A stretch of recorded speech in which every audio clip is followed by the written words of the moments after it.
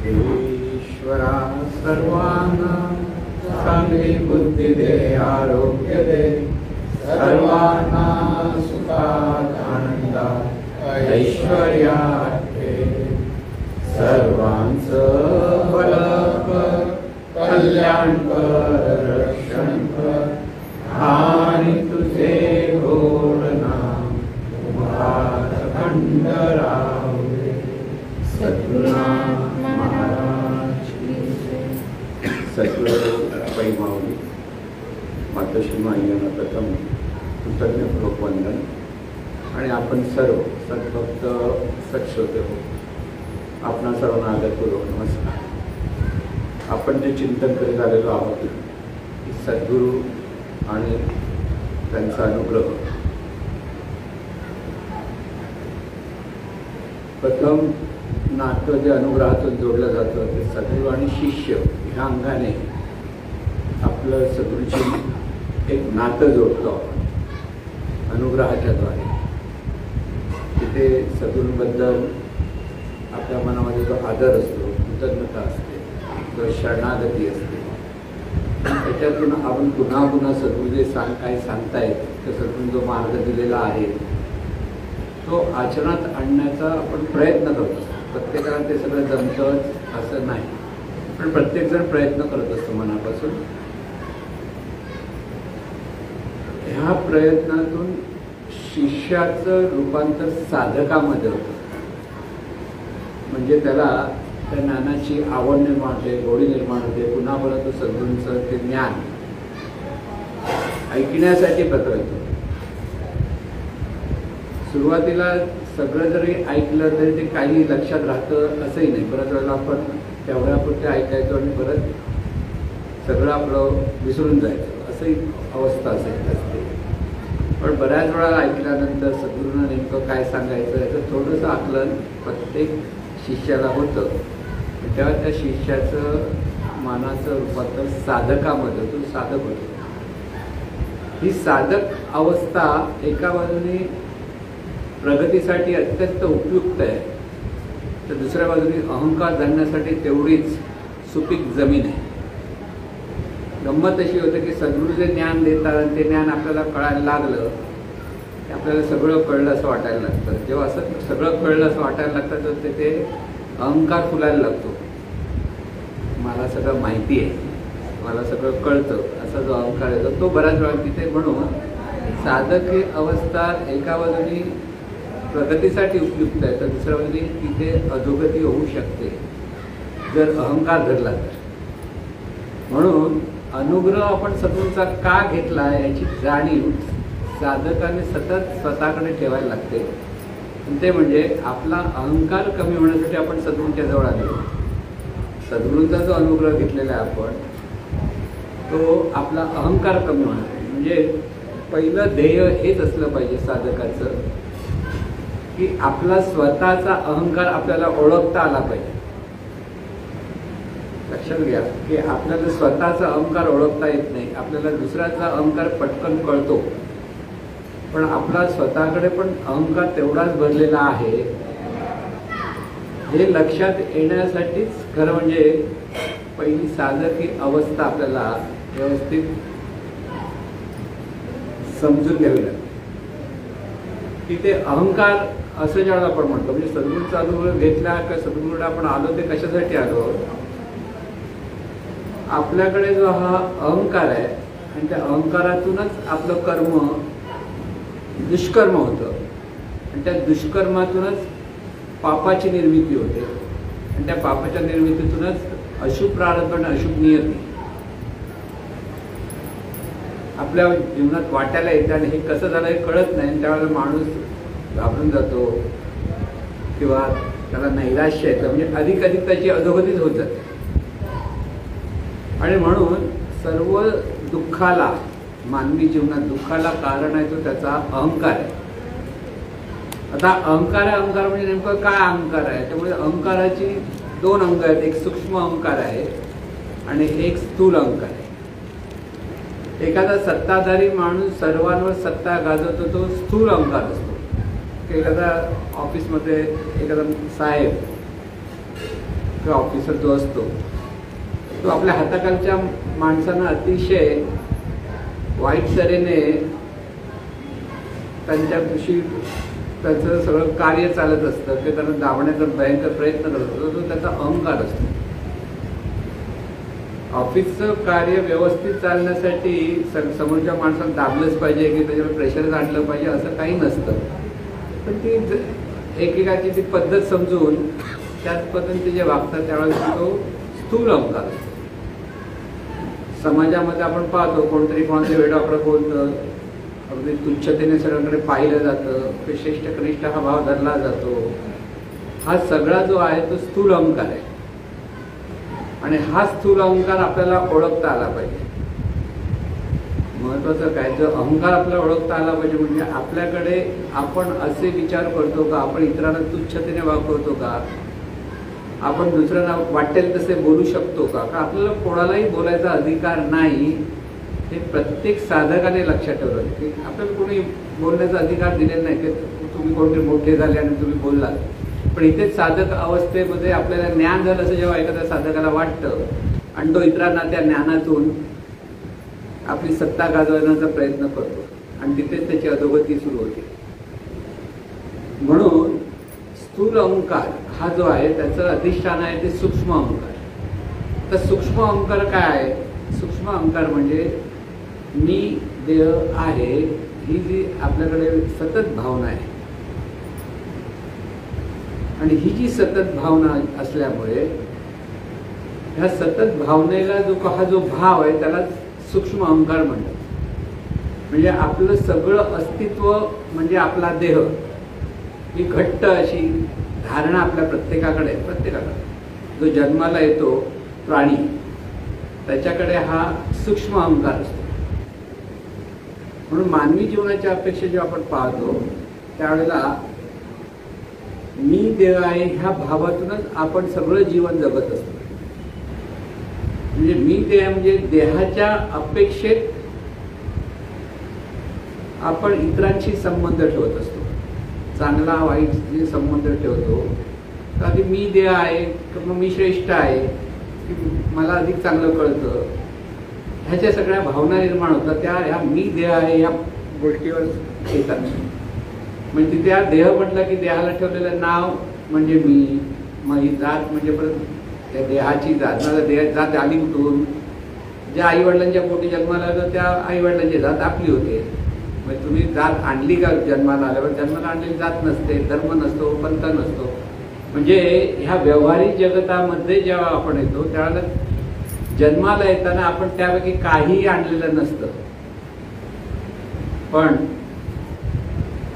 ह्या जातीचा धर्माचा अभिमान आपण जो धरतो तो खरा म्हणजे आपला सूक्ष्म अहंकार आहे. म्हणजे मी देह आहे हा दिसतो. आपण म्हणतो ना मराठी किती कुळी असतात ते 96. आम्ही 96 कुळी मराठी आहोत असं म्हणतात ना. तो देहाच्या आलाच कुठं तू 96 कुळं घेऊन जन्माला तर पुढचे 96 कुळी कुठे ते देव जाणे आहे का जगातील नाव. म्हणजे इथे सगळ्या गोष्टीमध्ये जो अभिमान आहे आपल्याला मग तो जातीचा असो, धर्माचा असो, पंथाचा असो, आता आम्ही जीवनविद्येचे हाही सूक्ष्म अंक आहे. मग कुठे अहंकार कसा लपलेला आहे तुम्ही सांगतो तुम्हाला. म्हणजे जीवनविद्येचं आहोत ते सांगायचं म्हणजे कसं देह भावातून आम्ही जीवनविद्या म्हटलं की तो सूक्ष्म अहंकार आहे. म्हणजे पंथ म्हटलं तरी तिथे अहंकार आहे. मग आपण हा जो अहंकार दूर करायचा तो कसा दूर करायचा हा म्हणजे अगदी मी पुरुष आणि मी स्त्री आहे हाही अहंकार आहे. कारण तो देहाच्या अपेक्षेत आहे. देहाच्या अपेक्षेत स्त्री पुरुष भेद आहे तो अर्थात निसर्गदत्त आहे. म्हणजे त्याबद्दल काय आपण म्हणू शकत नाही. पण जात, पंथ, नाव, धर्म, गाव, ह्या गावचे त्या गावचे, आम्ही देशाकडचे, आम्ही कोकणचे चालतं ना. कोकणी माणसाला देशाकडचं जेवण आवडत नाही. कसलं ते शेंगदाण्याचं जेवण खातं खोबऱ्याशिवाय बरं वाटत नाही ना. हे जे जिभेची चव असेल कदाचित तशी. पण हा सगळा जो अहंकार आहे तो सूक्ष्म अहंकार काय मी देह आहे ह्या अधिष्ठाना लक्षात घ्या. मूळ आहे मी देह आहे ह्या भावनेतून आपण पाहतो आणि हाच सूक्ष्म अहंकार सद्गुरू घालवण्याचा प्रयत्न करतो. पण साधकाला ते ज्ञान आत्मसात करता येत नाही आणि आत्मसात न केल्यामुळे गोंधळ होतो. म्हणून हा सूक्ष्म अहंकार आपण घालवायचा, तो कसा घालवायचा आहे त्यासाठी आपल्याला पुढे पुढे जायचं आहे. पण त्यासाठी नेमकं स्टेप बाय स्टेप केलं तर बरं पडेल.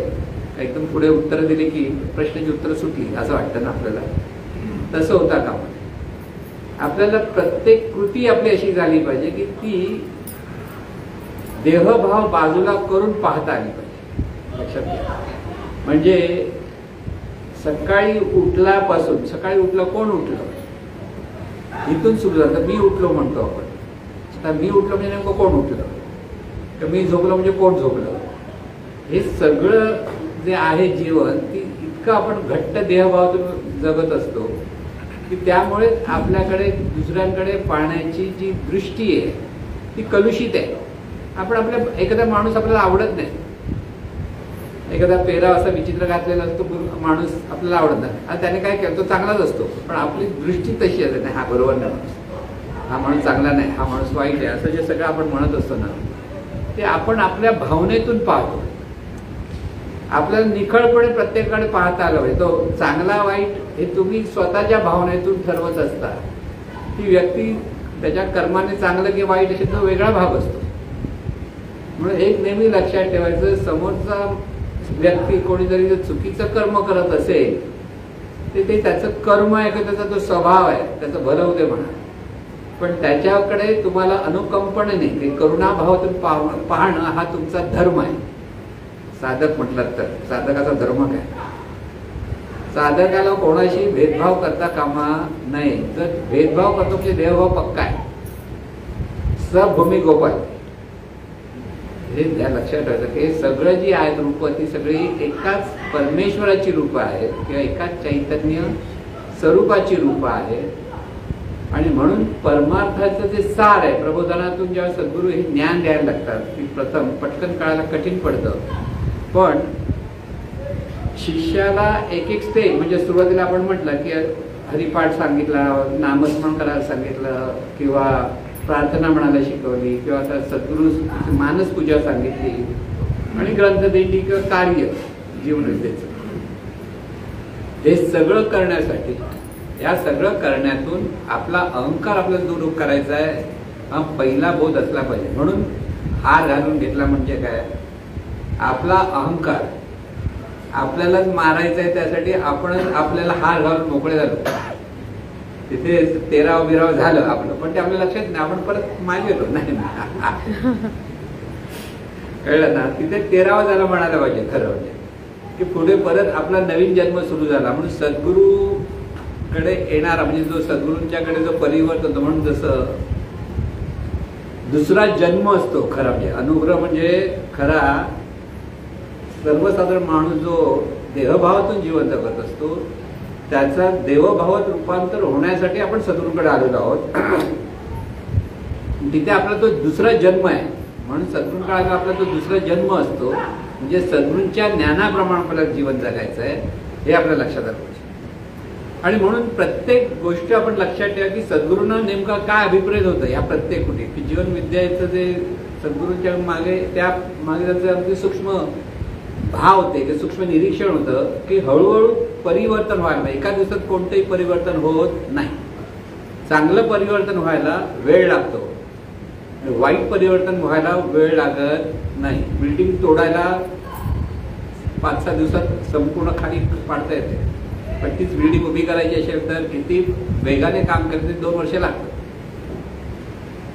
कारण चांगलं घडायला वेळ द्यावा लागतो आणि वाईट घडायला वेळ लागत नाही, हाही एक नियम आहे, लक्षात ठेवा. आणि म्हणून आपल्याला आपल्या ठिकाणी सुधारणा करण्यासाठी साधकाला वेळ हा द्यावाच लागतो. आणि हा वेळ थोडा थोडा नसतो, तो 12 वर्षाचा असतो कमीत कमी. एक तप, आपण म्हणतो पूर्वीचे लोक तपश्चर्या करायचे, म्हणजे काय 12 वर्षाचं एक तप असायचं. तर तेवढे प्रयत्न आपल्याला करावे लागतात. अजून 12 वर्षात आपले कधी झाली आहेत, काही लोक झालेली आहेत ना, पण तरी पण सुधारणा नाही. कळलं.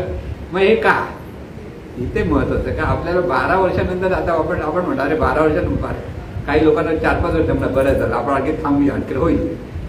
पण ज्यांची 12 वर्ष झाली आहे, 14 वर्ष झाली आहे, आणि त्यांनी स्वतःकडे पाहता आपलं सहंकार आपल्याला आहेच हे कळतं. तुम्ही जर व्यवस्थित स्वतःकडे पाहायला लागलात की आपण इतरांशी कसे वागतो ह्याचा विचार करा.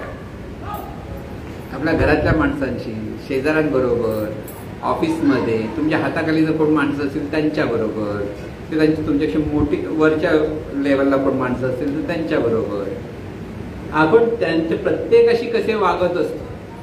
आणि हे वागत असताना आपल्या मनामध्ये त्यांच्याबद्दल कसे विचार येतात, आपलं देहभाव, आपला अहंकार किती आहे हे जर लक्षात ठेवायचं तर ही साधी खूण आहे. इतरांशी बोलताना मला माझ्याकडे काय भाव असतो, त्याच्याबद्दल सन्मान असतो की त्याबद्दल कौतुक असतं की त्याच्याबद्दल दुजेपण असतं, हे सगळं आपल्याला लक्षात. आणि हे जर आपल्याकडे असेल तर आपल्याकडे असतोच, पण ओळखायला 100% सूक्ष्म अहंकार आहे. कोणी असा प्राणी जन्माला नाही आला की त्याकडे सूक्ष्म अहंकार नाही, कारण तो जन्माला आला सूक्ष्म अहंकार धरूनच आला, देहभाव धरूनच आलेला. आता हा देहभाव धरून आलाय, ते देहभाव दूर करण्यासाठी सद्गुरूंनी आपल्याला हरिपाठ म्हणायला शिकवलं. मग हरिपाठ म्हणायचा कसा, कारण आता इथे आपल्याला परिवर्तन पाहिजे की हा सूक्ष्म अहंकार घालवायचा आहे, आपल्याला एवढं कळलं, पण ते कसं घालवायचं पुढे जायचं. म्हणून प्रत्येक कृती सद्गुरूंनी सांगितली ती योग्यच सांगितलेली असते. की अगदी नवीन साधकासाठी मी म्हटलं, प्रथम उपासने यत्न, नवीन साधक जमा कधी होतात, एखाद्या घरामध्ये ज्या उपासना यत्न चालतो त्या आजूबाजू शेजाऱ्यांना आपण बोलवतो, मग सगळेजण एकत्र आल्यामुळे तिकडचं एक मंगलमय वातावरण तयार होतं आणि त्या ताला सुरामध्ये नवीन आलेल्या माणसाला सुद्धा बरं वाटतं. हा त्याचा अनुभव असतो. लक्षात घ्या, आपण प्रत्येक जण कुठे ना कुठेतरी अशी कुठेतरी उपासना यत्नात गेलेलो असतो किंवा कधी प्रवचनाला गेलेलो असतो, कुठेतरी तिथे संबंध येतो आणि ते आपल्याला गोष्ट एखादी आवडते आणि मग आपण सद्गुरूंकडे आकर्षित होतो की सद्गुरूंकडनं आपण अनुग्रह घेण्याचा तेवढी इच्छा व्यक्त करतो. म्हणून सर्वात सुरुवातीचा जो भाग सांगितलेला आहे महाराजांनी तो म्हणजे पहिली अवस्था, म्हणजे उपासना यज्ञ. नामस्मरण सांगितलंच आहे, पण नामस्मरण म्हणजे नेमकं काय ते साधकाला कळत नसल्यामुळे नामामध्ये त्याला गोडी पाहिजे तशी लागत नाही. किंवा आपण किती जरी प्रयत्न असतात ना तितके अकॅडमिक असतात, माळ घ्या किंवा काउंटर घेऊन बसतो आपण अगदी मस्तपैकी, पण 10 मिनिटं 15 मिनिटं पण थांबता येत नाही आपल्याला. थोड्या वेळाने जरा डोळे उघडे करून इकडे बघावं असं वाटतं आपल्याला, किंवा कसला आवाज आला, काय कसला आवाज आला बघूया. सगळे बाहेरचे आवाज ऐकत असतो, सगळे आवाज ऐकत असतो, पण त्या नामाकडे आपलं लक्ष नसतं. म्हणून तुकाराम महाराजांची ती गोष्ट आहे ना नामस्मरण, की एक अशी अड्डावर मजूर काम करत उन्हात, तर तुकाराम महाराज दया आले, बिचारे उन्हात काम करतात, म्हणून त्यांच्याकडे गेले तुम्हाला किती पगार मिळतो, तर तिथे त्यावेळेच्या काळामध्ये काय ते आण्यामध्ये होतं 8 आणे काही 10 आणे काय 8 आणि 4 आणे कधी मिळतं दिवसाला, तर त्याच्या डबल देतो म्हणते तुम्हाला. एकदम ते लोक खुश होतात. डबल देतो म्हणजे काय करतात, तर मी सांगतो काम करत, हो येतो करायला, तेव्हा चला आमच्याकडे. ते बिचारे काम सोडून येतात तिकडे. 8 जण होते, समोर 4-4 जण बसवला, एकमेकांच्या समोर बसा, आता विठ्ठल विठ्ठल म्हणत राहा. हा म्हणाले विठ्ठल विठ्ठल म्हणायला 8 आणे मिळाले, 4 आणे 8 आणे मिळालं तर काय वाईट आहे. सगळे डोळे बंद करून बसले विठ्ठल. त्यामुळे मी आता मार्केटमध्ये जाऊन येतो, तिथपर्यंत विठ्ठल विठ्ठल म्हणत राहा, मी तुम्हाला आल्यानंतर 8 आणे देणार प्रत्येकाला. 5 मिनिटांना हळू जण एकदम डोळे उघडून दुसऱ्याकडे काय करू, चला जाऊया कामावर. 4 आणे बरे, आपले 8 आणे का परवडणारे नाही, कारण मन तिथे स्थिर राहत नाही. लक्षात, देहभावातून आपलं मन फार अस्थिर असतं, चंचल असतं, आणि चंचलपणामुळे आपल्याला एका जागी स्थिरपणाने पाहता येत नाही. म्हणून पहिली बैठक स्थिर झाली पाहिजे. शरीराची बैठक स्थिर झाली की परत मनाची बैठक स्थिर करण्यासाठी एकत्रित सामूहिक उपासना यज्ञ महाराजांनी तिथे त्यावेळेला सर्व साधकांसाठी तो एक मार्ग दिला. त्यामुळे नवीन माणसं आली तरी ते एकत्र बसायचे की त्यावेळेस समज अगदी उपासना यज्ञ ते व्यवस्थित जर अगदी तबला पेटीमध्ये असेल किंवा सहज असेल तरी तो लोकांना आवडतो, कारण एका तालामध्ये सुरामध्ये असेल तर. पण एक जण वेगळा आवाज सूर लावतोय, दुसरा तिसरा भलतीकडे सूर लावतोय, असं जर असेल तो तिथे माणूस उठून जाईल ना, काय म्हणतात कळत नाही, जाऊया. कळलं, एका तालामध्ये सुरामध्ये असेल तर म्हणजे कोणतीही गोष्ट जो एका तालामध्ये सुरामध्ये करायला लागलो आपण की मनाचा हा स्वभाव आहे, मन शांत होतं. मग तो हरिपाठ असो काही असो, एखादं सुंदर असं गाणं आहे, एकदम शांतपणे जर गायलं जात असेल आणि आपण डोळे बंद करून ऐकायला लागलो की आपलं मन शांत होतं. म्हणजे ताल आणि सुराचा मनावर खूप परिणाम होत असतो. म्हणून हे सगळं काव्यामध्ये, पद्यामध्ये जे आपण म्हणतो ना, शास्त्र मांडलं जातं, तर पद्यामध्ये मनाला तिथे आकर्षित होतं मन. गद्यामध्ये म्हणजे असं ह्याच्यामध्ये जे आपण आपल्या बोलीभाषेमध्ये सांगतो त्यावेळेला तितकं पटकन तिथे मन स्थिर होत नाही. म्हणून ही जी उपासना यज्ञामध्ये जेव्हा आपण हरिपाठ करतो, म्हणजे पहिल्यांदा ते विठ्ठल नामाचा घोष करतोय, नंतर ज्ञानेश्वर माऊलींसाठी ज्ञानेश्वरांचं स्तोत्र म्हणतो आणि त्याच्यानंतर आपण हरिपाठाला सुरुवात करतो. हा हरिपाठ कसा करायचा हे पहिलं लक्षात आलं पाहिजे. कारण हरिपाठामध्ये आपल्याला बोध घ्यायचा आहे. लक्षात ठेवा, ज्ञानेश्वर माऊलींना काय सांगायचं आहे हा पहिला बोध लक्षात आला पाहिजे. म्हणून हरिपाठ कसा केला पाहिजे. एकच अभंग. आता बरेच लोक म्हणतात आम्ही एकादशी आवर्तन करतो. पूर्वी एकादशी आवर्तन करायची पद्धत होती. अगदी या परेलच्या वर्कशॉपला मोठे कार्यक्रम व्हायचे त्यावेळेला एकादशी अवतार ज्ञानेश्वर माऊलींचं हे असायचं. त्यावेळेला एकादशी म्हणजे 11 वेळा बऱ्याच लोकांचा जो आवडता आहे, काही लोकांना आवडतं म्हणजे ते म्हणून आम्ही एकादशी आवर्तन केलं. पण एकादशी आवर्तन करताना मला आठवतं आम्ही त्यावेळेला तिथे बसायचो आणि स्टेजवर जे असेल ते, पण एकादशी आवर्तन सगळीकडे पहिल्यांदा कसं लोकांना पहिला माईक माझ्याकडे पाहिजे असायचं. पण एकादशी आवर्तन करताना कोणाला स्वतःकडे माईक नको असायचं.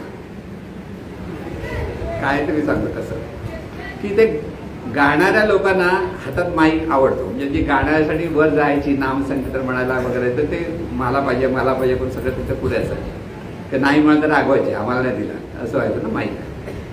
पण एकादशी आवर्तन करताना हरिपाठ म्हणायला म्हटलं की ज्याच्या हातात माईक आहे त्याच्याच हातात दुसऱ्या बाजूला घ्यायचंच नाही. का?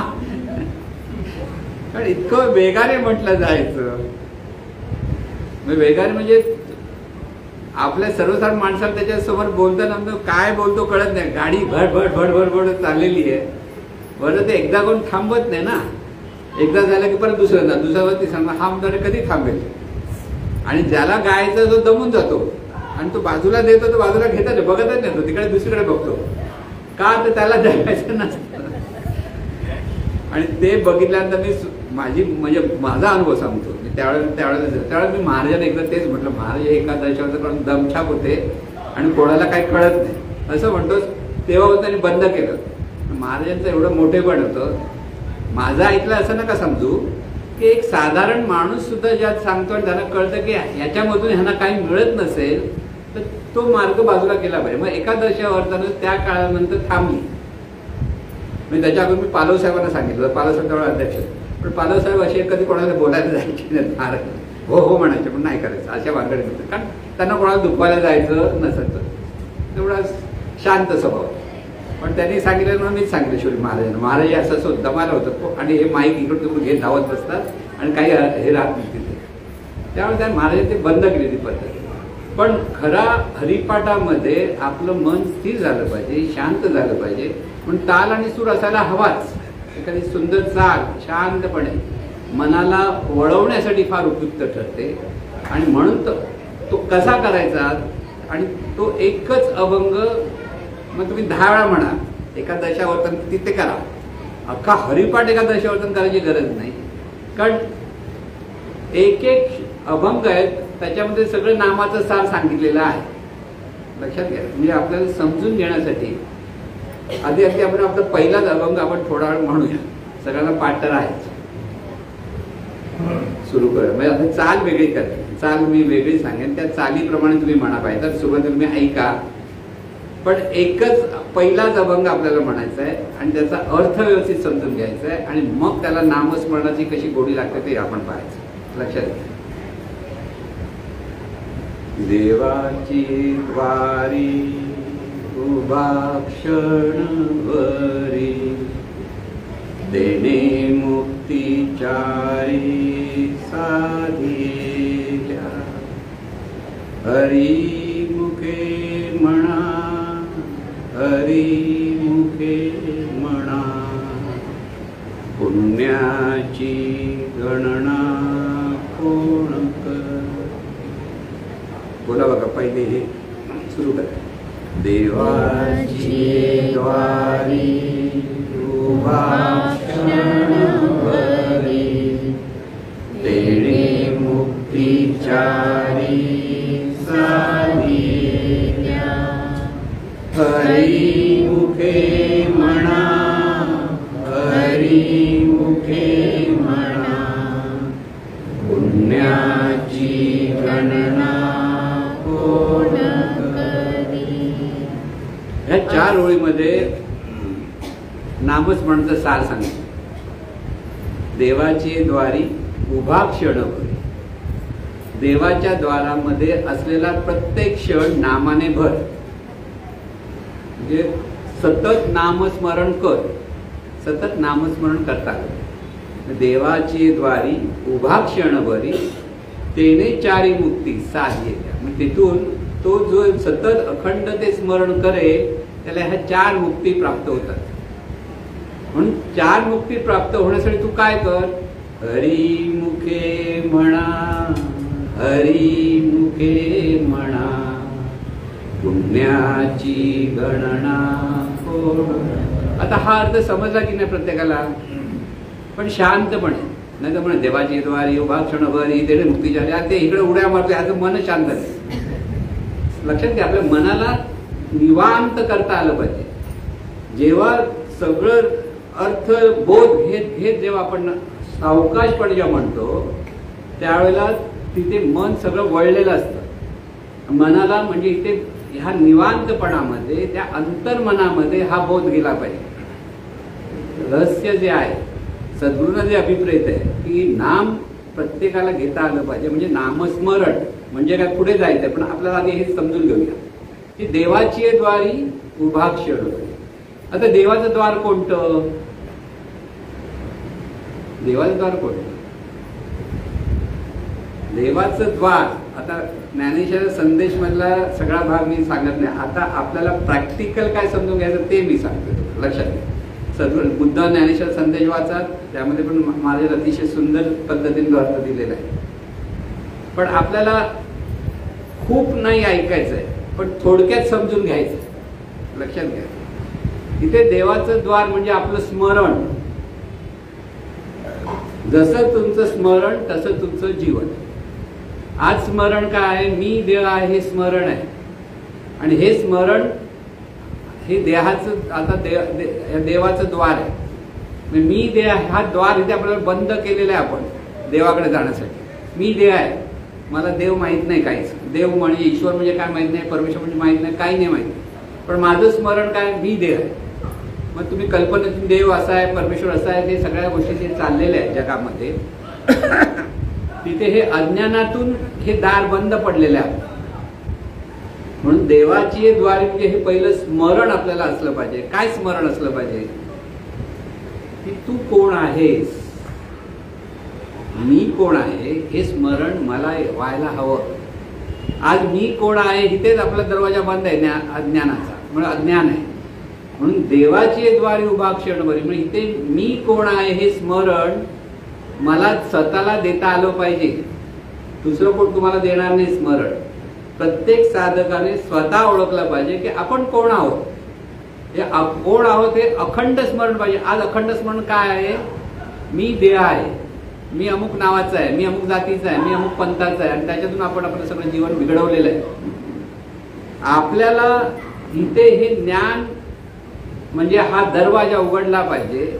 आणि हा दरवाजा उघडण्यासाठी देवाच्या द्वारे म्हणजे हे स्मरणाच्या ठिकाणी प्रत्येक क्षण तू नामस्मरणाने भर. म्हणजे तुला तुझी ओळख देत बस, तू कोण आहेस. काय सांगतो लक्षात येत आहे? अख्खा परमार्थ ह्या 4 वाक्यामध्ये ज्ञानेश्वर माऊलीने मांडून टाकलाय की जो मी कोण आहे इथे जे आपण अडकलेलो आहोत तो दरवाजा, तो अज्ञानाचा दरवाजा उघडला पाहिजे. म्हणजे तिथे देवाचं स्मरण तुला व्हायला पाहिजे. म्हणजे देवाचं स्मरण म्हणजे काय? परत लक्षात घ्या, मी म्हणून जो आता आपण जीवन जगतो आहोत त्या मीच्या ठिकाणी मी कोण आहे हे स्मरण होण्यासाठी तू नाम घे, देवाचं नाम. म्हणजे तू मी कोण आहे म्हणजे मी अमुक तमुक आहे म्हणतो तो नाही आहेस तू. तुला देवाचं नाव घ्यावं लागेल. म्हणजे तुझं स्वतःचं नाव म्हणजे देवाचं नाव आहे, तुझी स्वतःची ओळख म्हणजे देवाची ओळख आहे, आणि ही देवाची ओळख तुला स्वतः दिलशील तर तुला चारही मुक्ती प्राप्त होती. आहे की सोपं? ऐकायला बरं वाटतं. लक्षात घ्या मी काय म्हणतो इथे. आता बघा, आता हा भाव आपल्याला द्या की आपल्याला आपण कोण आहोत हे ज्ञानेश्वर माऊली सांगतायत की तुला तुझं ते स्मरण तुला देता आलं पाहिजे. की हे स्मरण काय कसं द्यायचं तर तुझं देवाचं तुझं नाव आहे, सगळून तुला जे नाम दिलेलं आहे ते देवाचं नाम दिलंय. म्हणजे तुझ्याकडे असलेल्या दिव्यत्वाची ती ओळख करून सांगितलं तू विठ्ठल आहेस. पण तू विठ्ठल आहेस म्हणजे कोण विठ्ठल आहे? परत लक्षात घ्या, इथे अहंकार हा असा देहभाव पकडून बसलेला असतो. तिथे म्हणून म्हटलं साधकासाठी एका बाजूने तो उपयुक्त आहे साधक अवस्था, दुसऱ्या बाजूने कळलं अरे विठ्ठल आहे, विठ्ठल आहे म्हटलं की तो सगळीकडे हुशार होतोय, विठ्ठल बोलतोय विठ्ठल बोलतोय. अरे पण विठ्ठल बोलतो की कोण बोलतोय? कळलं बोलतोय हा मी अमक तमक स्वतःला विठ्ठल म्हणतो. तसं ते नाही. म्हणून अतिशय गुह्य अवस्था आहे, पण ते समजून घेता आलं पाहिजे. म्हणून समजणं हा पहिला भाग आहे.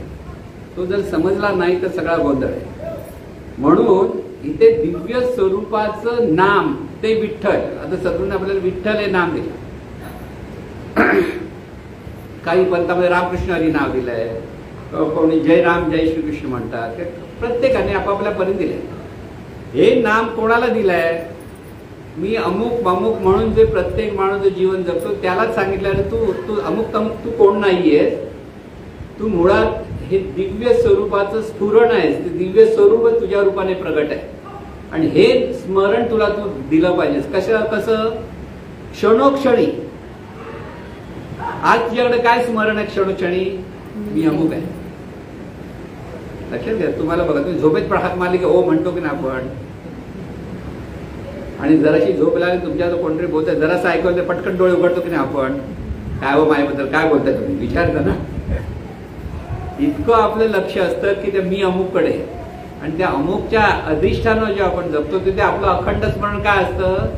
आपल्या स्वतःचं नाव, मी देह आहे ही भावना, आणि या मी देव भावना म्हटल्या पण नंतर माझ्या मनासारखं सगळं झालं पाहिजे ही त्याच्या पुढची भावना, आणि त्याच्यातून सगळं चक्र आपलं कर्माचं बदलायला लागतं. मग एकदा जर तू मी म्हणणार तू नाहीस हे जर तुला कळलं, आणि ते कळल्यानंतर त्या तिकडे लॉ ऑफ रिप्लेसमेंट म्हणजे जे मी नाव म्हणून माझं पकडतो ते नाव मी नाहीये, तो देह मी देह म्हणून हा देहभाव पण मला नकोय. जो मी मुळात आहे तो मुळात मला कळला पाहिजे, आणि ते मूळ स्वरूप कळण्यासाठी ज्ञानेश्वर माऊली म्हणतात देवाची द्वारी उभा क्षण भरी तेने मुक्तीचारी साधी. मुक्ती कोणत्या? मोक्ष म्हणतात ना. जन्म मरणातून सुटका म्हणजे मोक्ष नाही. ज्ञानेश्वर माऊलीला ते अभिप्रेत नाही. 4 मुक्ती सांगल्या. कोणत्या? सलोकता, समीपता, स्वरूपता आणि सायुज्यता. हे 4 मुक्ती सांग. म्हणजे काय? आपली दृष्टी कशी बदलते ते सांगा. मुक्ती म्हणजे काय? पाहण्याची दृष्टी बदलते. सलोकता म्हणजे सर्वत्र ही ईश्वरी शक्तीच नांदते. जीवनविद्येच्या भाषेमध्ये सांगतं हे सर्वत्र आहे ते सगळं फक्त चैतन्य शक्तीच आहे. हे सर्वत्र चैतन्य शक्तीच आहे हा भाव जेव्हा दृढ होतो तेव्हा ती असते ती सलोकता म्हणते. आपल्या जवळ जे जे आहे तिथे सुद्धा चैतन्य शक्तीच आहे म्हणजे ती समीपता. म्हणजे आपल्या जवळ काय आहे? आपला देह हे आपल्या जवळ आहे, ती समीपता मुक्ती आहे. देह पण काय आहे? चैतन्य स्वरूप आहे. स्वरूपता मुक्ती म्हणजे आपण स्वतः जे आहोत, जे आपलं अस्तित्व आहे ते चैतन्य स्वरूपच आहे हे असतं ते स्वरूपता मुक्ती. आणि केवळ चैतन्य स्वरूपच आहे, तू आणि मी काहीच नाही, त्याला म्हणतात सायुज्यता. म्हणजे 4 आपल्या ठिकाणी भाव बदलले पाहिजे साधकाचे. हे 4 भाव बदलले तर त्याला त्याची पुढे प्रगती झाली म्हणून समजा. म्हणून नामस्मरणातून आपल्या ठिकाणी अशी दृष्टी निर्माण झाली पाहिजे. लक्षात घ्या आपल्याला नेमकं काय साधायचंय. नामस्मरण म्हणजे नुसतं विठ्ठल विठ्ठल म्हटल्यानंतर हे होईल का की न होईल का हे आपल्याला कळलं पाहिजे. विठ्ठल नामस्मरणामध्ये म्हणजे पहिल्यांदा नाम म्हणजे काय कळेल, तेव्हा त्या विठ्ठल नामस्मरणातून आपल्याकडे पाहण्याची आपली दृष्टी बदलते. तुम्हाला सगळीकडे चैतन्य दिसलं पाहिजे. तुम्हाला कसं दिसणार? दिसणार नाही, ज्ञानदृष्टीला ती कळली पाहिजे, त्याला दिसणं म्हणतो. डोळ्यांना तुम्हाला सगळी रूपच दिसणार. तुम्हाला आवडणारं रूप दिसेल, न आवडणारं रूप दिसेल. दोन गोष्टी असतात ना, काही आवडणारी लोक आहेत, काही न आवडणारी लोक. दोन्ही एका चैतन्य स्वरूपाची रूप आहे. तेव्हा तिथे समत्वाने जेव्हा पाहायला लागतो तेव्हा त्याला म्हणतात सलोकता मुक्ती. आता ते उदाहरण दिलं तर आणखी तुम्हाला लक्षात येईल की हे नेमकं काय. केएम हॉस्पिटलमध्ये वाडिया हॉस्पिटलमध्ये एक बाई बाळंतीण झाली आणि ते बाळ अगदी लहान बाळ, आणि ती बाई झोपलेली असताना ते बाळ कोणते उचलून नेलं. त्या बाईची काय अवस्था होईल? अतिशय दुःखी होईल, सगळं होईल सगळ्यांना. सगळे जण शोधाशोध झाले, पोलीस कंप्लेंट झाली, सगळ्या शोधाशोध सुरू झाली. त्या बाईची अशी अवस्था असते ती जे मूल बघेल ते आपलंच मूल म्हणून सगळे बघायला शोधायला लागेल. बाजूला पण बाळंतीण झालेलं तर ती हे माझं मुलं आहे, हे माझं मुलं आहे, माझं आहे का. कारण तिला मूल छोटं कळलेलं आहे आपलं झालेलं, पण चेहरे सगळ्या लहान मुलांच्या जवळजवळ सारखेच असतात, काय वेगळे दिसत नाही. मग प्रत्येक आपली आई अरे माझं आहे तुझं नाही म्हणून, पण तिला सगळे हे मूल दिसतं. त्याला म्हणतात सगळीकडे ते दिसते तेच आपलंच मुलं आहे, आपलंच मुलं जे वाटतं ती दृश्य तिला म्हणतात सलोकता मुक्ती. जेव्हा आपल्याला सगळीकडे हे चैतन्य कळायला लागलं की आपल्याकडे मुक्ती आली, सलोकता. पण ती ज्ञानदृष्टी व्हायला हे स्मरण, हा स्मरणाचा दरवाजा उघडायला लागतो. तो जोपर्यंत उघडत नाही तोपर्यंत ते होणार नाही. आता ह्या असताना व्याकुळ झालेल्या मातेला त्या कोणी सांगितलं नाही मिळालं मूल, मिळालं म्हणजे आता लांबून तो नवरा घेऊन येतोय बघितला, तिला तो बघूनच तिच्याकडे ते आनंदाचे अश्रू सुरू झाले.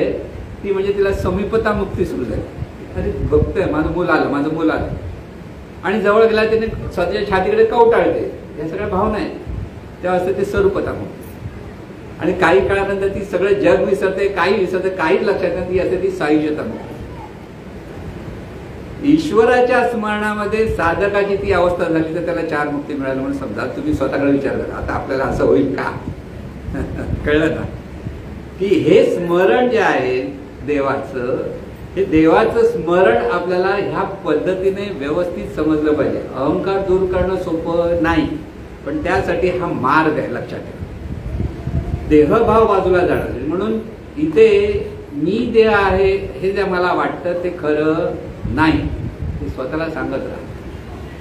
मी देह आहे म्हणजे देहापेक्षा मी म्हणणारा वेगळा आहे हे कळलं पाहिजे.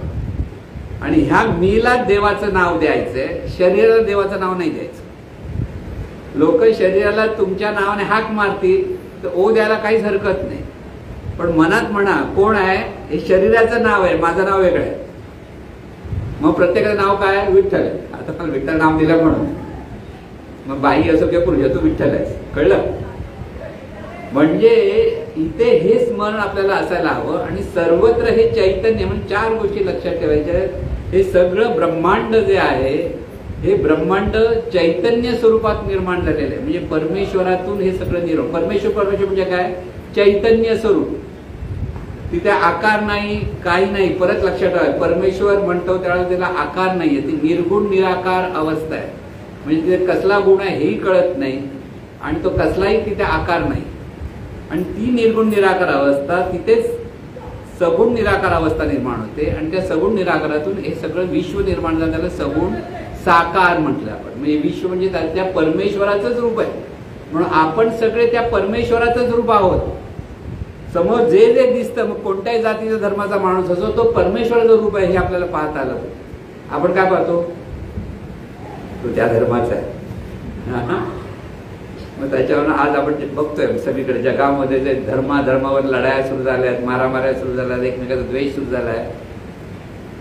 मग या संतांनी विचारांनी एवढं लिहून ठेवलंय, सगळं फुकट गेलं की नाही?